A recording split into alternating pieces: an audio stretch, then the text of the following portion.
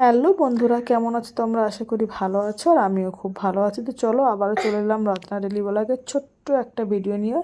তো আজকের আমি ট্রাই করছি বিউলির ডালের বড়ি দেওয়া। তো আমি সারা ডালটাকে ভিজিয়ে রেখেছিলাম, তারপরে দেখো এখন মিক্সিতে করে নিচ্ছি পেস্ট। ঠিক পেস্টটা আমার এরকম হয়েছে।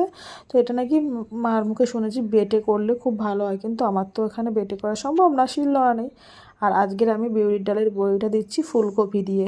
তো এই দেখো আমি এখন ফুলকপিটাকে সেদ্ধ করে নিয়েছিলাম, নিয়ে ভালো করে একটা পরিষ্কার ন্যাকড়া দিয়ে জলটাকে চিপছে একটু জলটাকে আর কি করে নিয়েছিলাম। আর এখন দেখো আমার ফুলকপির টেক্সচারটা ঠিক এইরকম হয়েছে। তোমরাও এটা বাড়িতে ট্রাই করো। তো আমি তো এই ফার্স্ট টাইম ট্রাই করছি আর কি।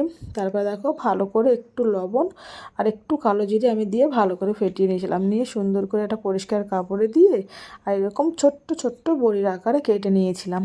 তো আমি তো প্রথমবার ট্রাই করছি বলে কম মানে অল্প করে